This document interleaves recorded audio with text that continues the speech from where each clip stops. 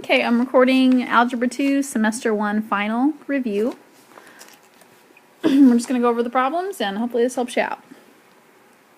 Number 1, making a mapping diagram of the relation. So we're just going to make a little t-chart, have our x coordinates and our y coordinates, and ideally we list them, the x and the y both, in descending order, or in ascending order. So -3, and then we had a 0, and then a 3, and then a 5. And the smallest one in the y's is a -1. Then a 0, a 1, and a 2.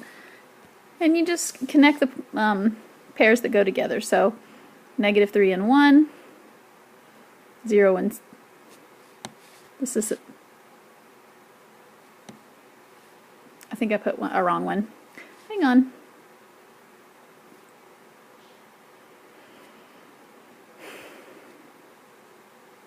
So I had -1, 1, 2, and 6. I'm sorry about that. All right. And then 0 and 6, and 3 and 2, and 5 and -1. And there's your mapping. It's just pairing them up. Number 2, find the value for y. And we've got, it says y varies directly as x. That's y equals kx. That's the expression for that, or the equation for that.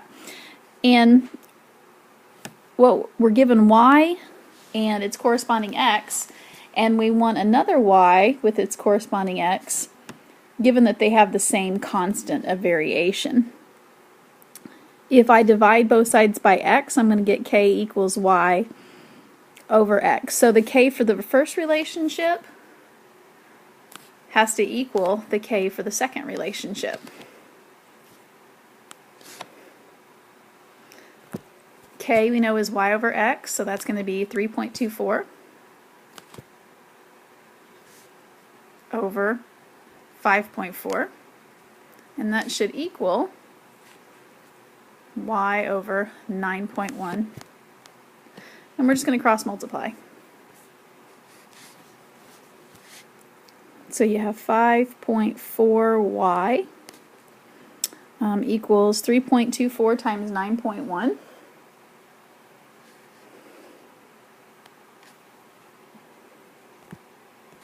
And that's 29.484. And then you divide both sides by 5.4, and you're going to get y equals 5.46.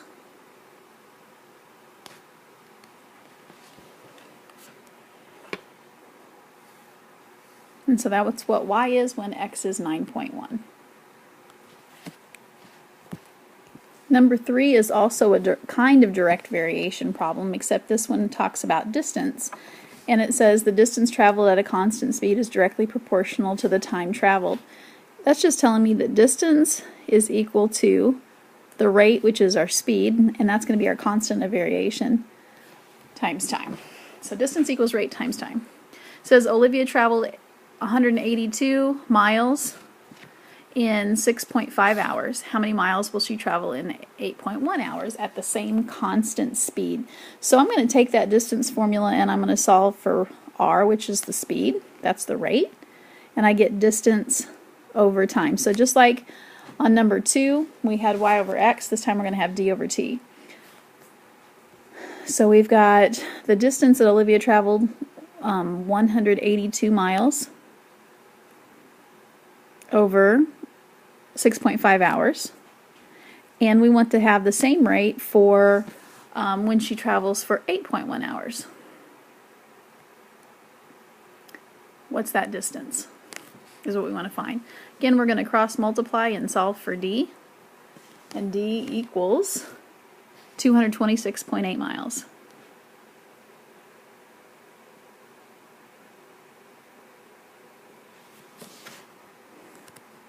Okay, number 4, it says the table shows the median home price in Florida. What's the equation of a trend line that models a relationship between the time and home price?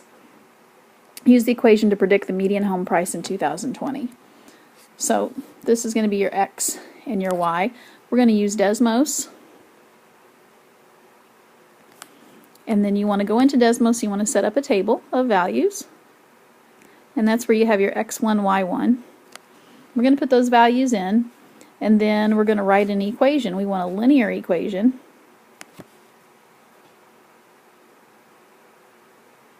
And that's y sub 1. And then you have your little squiggle, mx sub 1 plus b. So we're going to put all that in, and now I got a slightly different equation than our answer key, and here's what I got. I got y equals 1,620x minus 3,120,000. And that was my equation. And then when I put 2020 in for x,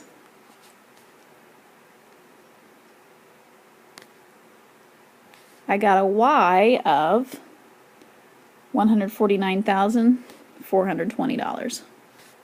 So it may just be a rounding issue of why they're slightly different, but I'm pretty confident that my answer is correct. So the book answer may be off just slightly. Number 5, a candle is 18 inches after burning 3 hours. After 5 hours, it's 16.5 inches. We want to write a linear equation to model the relationship between the height h of the candle and the time t. Predict how tall the candle will be after 8 hours. So we want a linear equation, y equals mx plus b. X is always time, and so even though it says time t and h for the height, I'm going to make the time my x and my height y. They give us basically ordered pairs here. So they tell us in 3 hours, so when time is 3, the height is 18 inches. Going to make it look a little better than that. 18 inches. And when the time is 5 hours, it's 16.5 inches, which makes sense. The longer you burn it, the shorter it's going to get. So now we've just got 2 points, and we want to put it in as an equation. So I need this, I'm going to put it in point slope form, which is y minus y1 equals m times x minus x1. I need the slope. The slope is the difference in the y's over the difference in the x.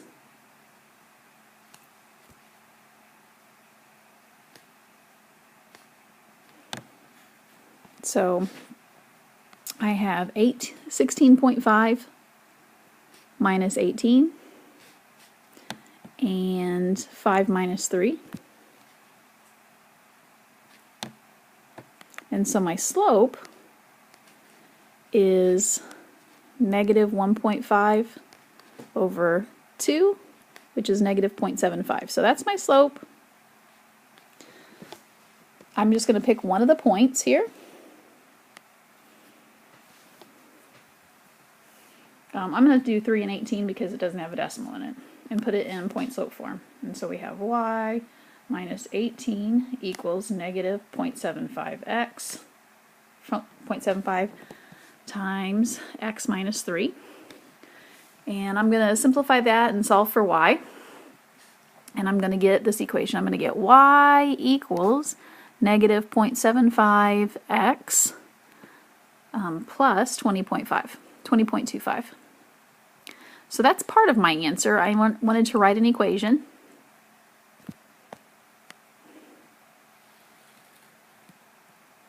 And then I need to predict how tall the candle will be in 8 hours. So I'm going to put 8 where I see my x and simplify that.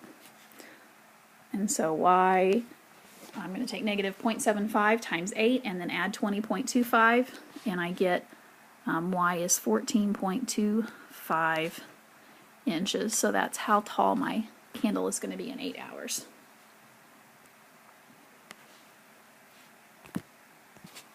Okay, on number 6 it says find the function rule, and that just tells, function rule is just an equation. Okay, I have my original function is f of x equals negative 6x, and it says the graph of g of x is the f of x function that's been vertically stretched by a factor of 7 and reflected in the x-axis. What is the function rule for g of x? So basically, the g of x is just what happens to f of x after all of these different transformations. And so in the problem, it tells me that we take f of x and we vertically stretch it by 7. Well, that means to multiply whatever the f function is by 7. And then when it's reflected across the x-axis, we're basically multiplying the function by negative 1. And that's going to reflect it across the x-axis. So we have two axes of multiplication here, one multiplying by 7 and one multiplying by negative 1. So I'm just going to do both of them at the same time and make that negative 7 times f of x. Well, f of x is negative 6x. So I replace the f of x with negative 6x and multiply that out, and I get 42x. And that's my g of x function.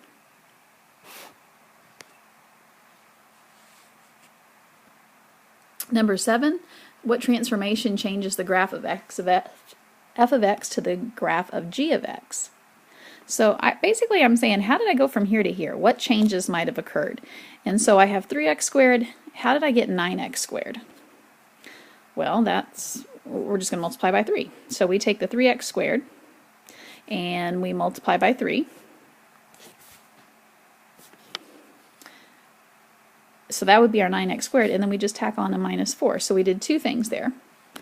We multiplied by 3, which that is a vertical stretch of 3.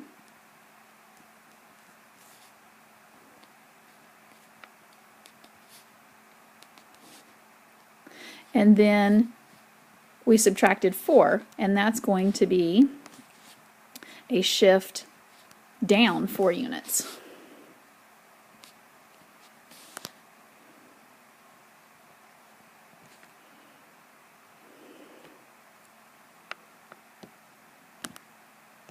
Okay, for number 8 and 9 both, it says what is the graph of the absolute value equation?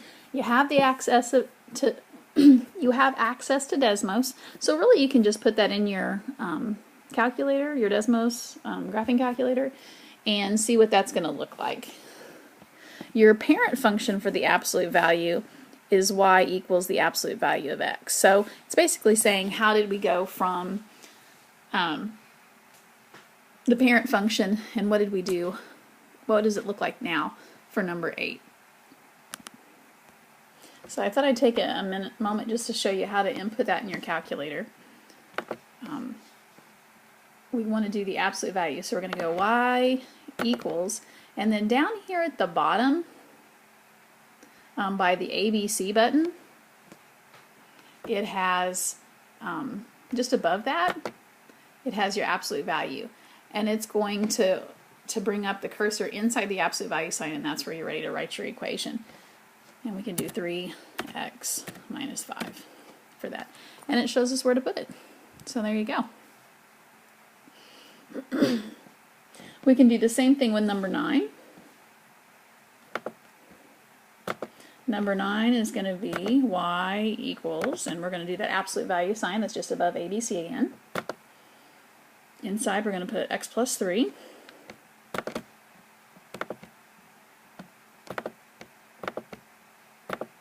And then make sure you cursor on the outside of the absolute value sign to get that minus 4. And then you can see your graph. Okay, number 10, that one's a little bit trickier. It says compare the function with the parent function. We already said that the parent function looks like y equals the absolute value of x. So what happened along the way? We want to know what the vertex is, the axis of symmetry, and any transformations that took place. So the vertex, we're going to do that one first. The vertex, we know that the y-coordinate is going to be minus 4, positive 4. The y, that's a little bit tougher. We're going to take, or the x, blah. The y is 4, the x is a little bit different. because we're going to take what's in the absolute value and set it equal to 0 and solve for x. So we have negative 4x plus 5 equals 0. And when I work that out, I get negative 4x equals negative 5. So x is going to equal 5 over 4, or 1.25.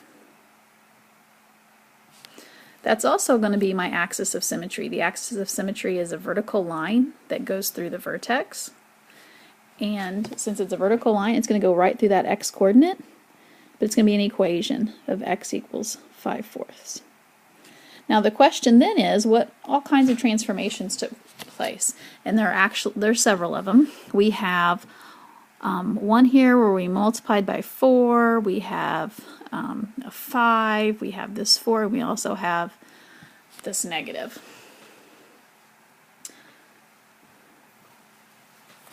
So starting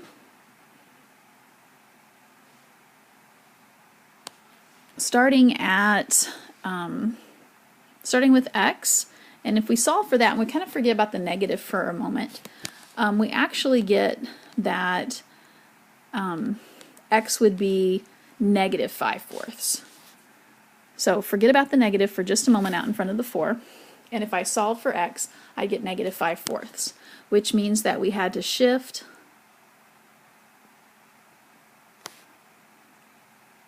left 5/4.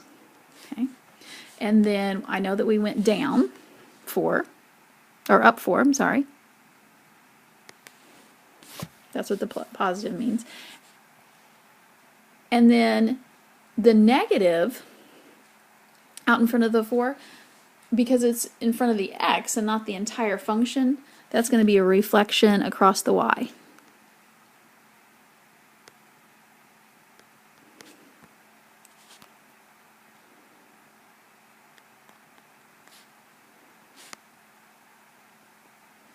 So a lot of stuff going on in that problem. Number 11, it wants you to graph the inequality. You can just do that on Desmos again. And for this guy, we're going to have a line that's going to go up left to right. So if I have a coordinate plane here, I'm going to have a dashed line. It's going to look something like this, and then shaded below. And that would be roughly the graph. Number 12, an electronics store makes a profit of $33 for every DVD player sold and $88 for every DVD recorder. The manager's target is to make at least $264 a day on the player and the recorder. Write and graph an inequality that represents the number of both kinds of DVD players that can be sold to reach or beat the sales target. We're going to let P be the number of DVD players and R be the number of recorders. We want to make at least $264, so that means greater than or equal to that amount. Well, we do that by selling the DVD players and the recorder.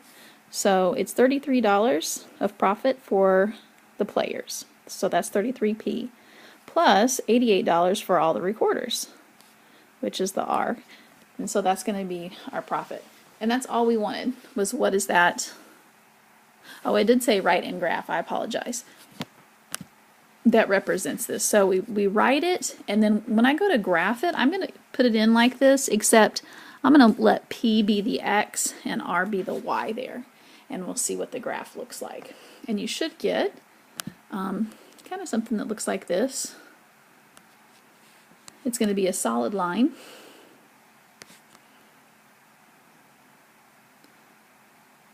With shading above. Okay, on number 13 it says, what's the graph of each absolute value inequality? Again, just throw that guy in Desmos and see where it graphs. You've got it, I'm not going to take it away from you, so you might as well use it. Number 14, solve the system by graphing. Now for that one we're going to graph each equation. Don't worry about the decimals, just put it in there just like it is. equation 1 and then equation 2, and the solution is the intersection of the two. So we're looking at an ordered pair where they intersect each other. So I'm going to graph those and I'll let you take a look and see what that looks like. Okay, so you can see where I put the two equations in there, my first and my second one, and then here's where they intersect. And so my solution for the two is 0 and -3. And anytime you have a system of equations, you can put those in there and their intersection is going to be the solution. That's just one way of finding it. Alright, number 15, solve the system by substitution. So for substitution is an excellent method if you have at least one variable with a coefficient of 1 in your system of equations. And we do have that. Both equations do. I'm going to take the first one and I'm going to solve for y. So I get y equals 2.5 x plus 13.5. And then I'm going to take that expression and replace it for y in the second equation. So that I have 2.25x minus 2.5x plus 13.5 equals -12.25. So we'll simplify that. That's 2.25x minus, so you got to distribute that negative, 2.5x minus 13.5 equals -12.25. And I'm going to come up to the side here, and that gives me -0.25x. Add 13.5 is 1.25. And divide by -0.25, x is going to equal -5. So that's part of my answer. I can put that -5 back into that equation for y. And so I have y equals 2.5 times -5 plus 13.5. You simplify that all out and you get y equals 1. So that's the other part. So it's actually a complete ordered pair of -5 and 1. Number 16, what's the solutions of the following system? So for that one, it doesn't really say what to do. We could do substitution, we could do elimination, we could do graphing. Since you haven't seen elimination yet, I'm going to go ahead and try that. So elimination is where you just eliminate one variable, either by adding or subtracting. And so I'm going to add these because I noticed that that will get rid of my x's. So I add the x's and that's 0. And I add the y's, well that one's 0 too. And I add the 9's and that one's 0 as well. Well, what that means is that 0 equals 0. And this is kind of a special situation. What we have is we've gotten rid of our variables, but in the end we've got a true statement. 0 does equal 0. When we have a true statement, we don't have any variables, the statement's true, it's infinite solutions.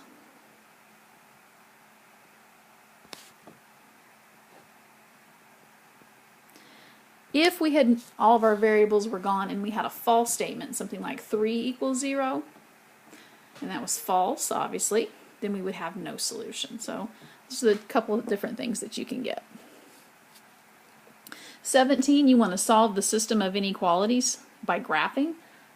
Again, graph away there. And you've got those two, you're going to have two lines. Your solution is going to be the graph itself. So you can't just give me an ordered pair because really you have multiple ones there. We're going to have two separate graphs. We're going to have one going up and we're going to have another one that goes down like that. And their shading overlaps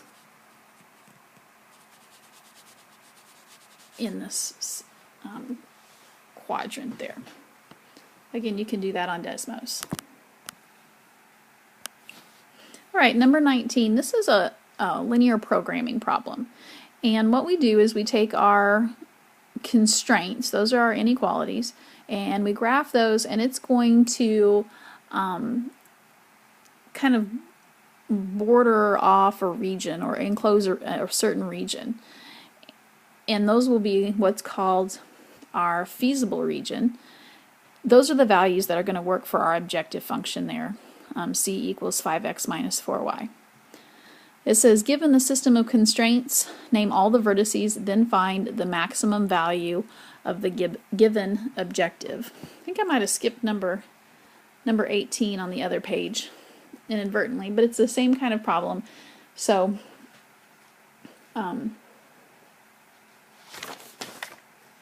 we'll just look at we're going to follow the same steps for that. So we'll just do number 19, and number 18 is very, very, very similar.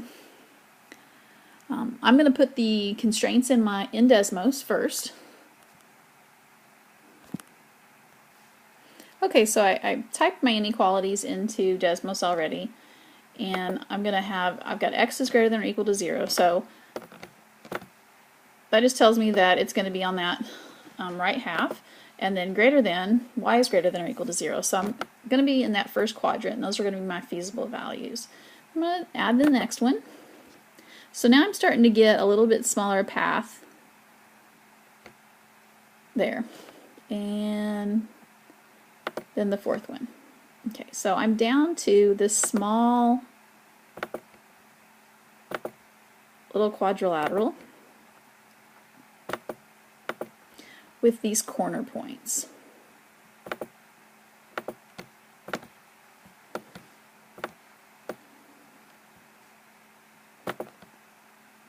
See if I can get a little better view here.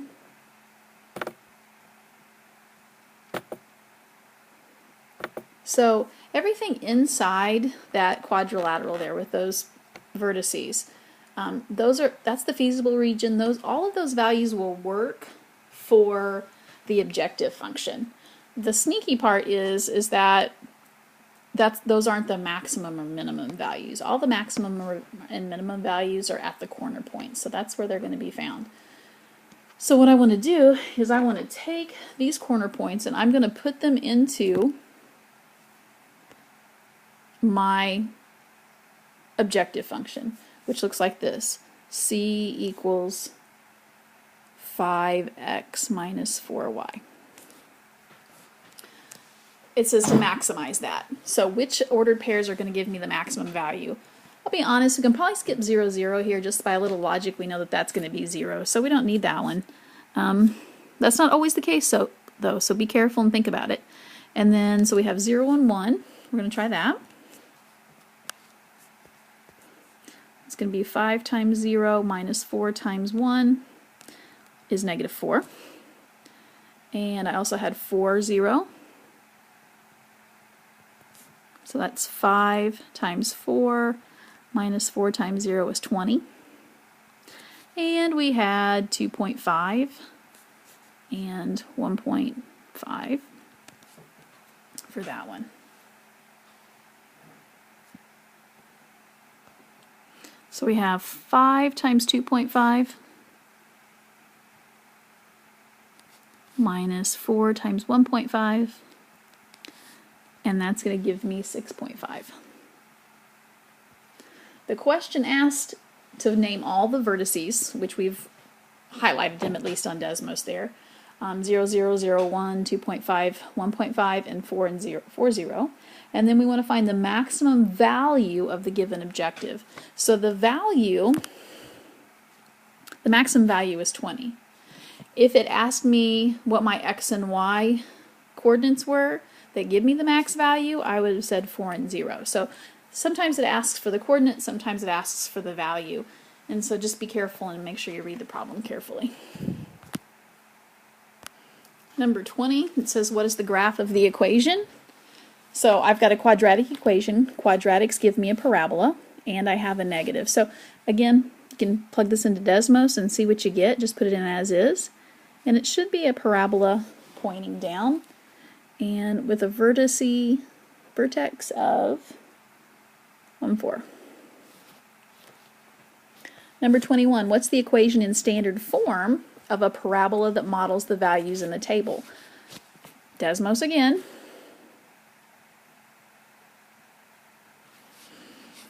A parabola is a quadratic, so we want a quadratic equation.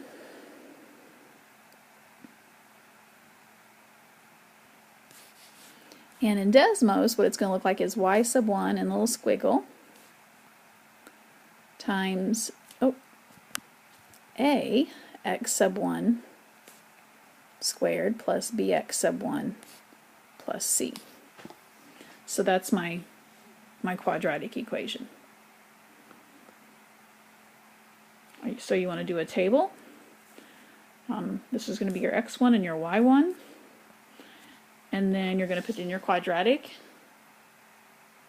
And you'll get your a, your b, and your c from that. And you'll just plug them back into the standard form, which is y equals ax squared plus bx plus c, except you'll have your a, b, and c at that point. Number 22, what is the expression in factored form? Many of you will know that this is the difference of squares.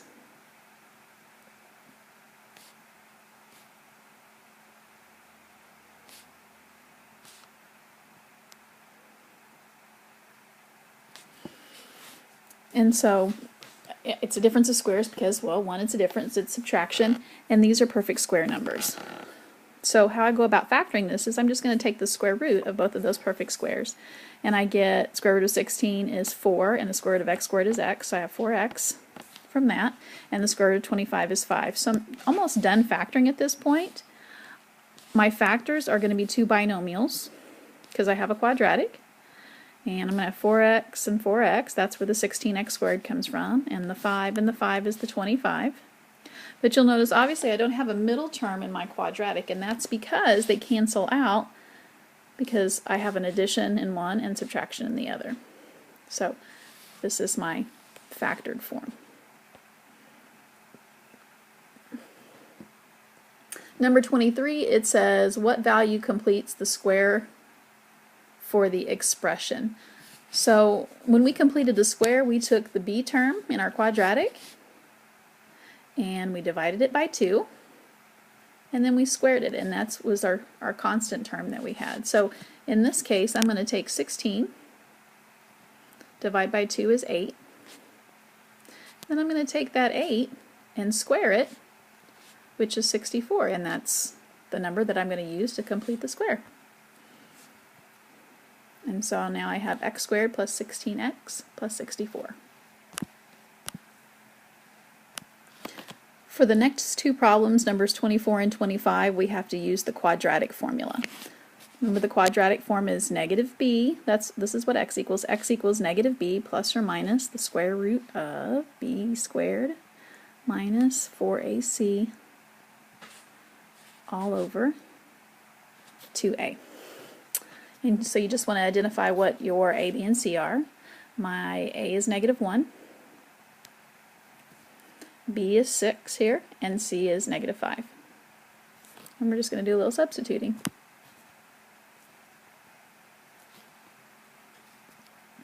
So I have negative b, x equals negative 6 plus or minus the square root of 6 squared minus 4 times negative 1 times negative 5 all over 2 times negative 1. Obviously, we've got a lot of simplifying to do. So x equals negative 6 plus or minus the square root of 36 minus 20 over negative 2.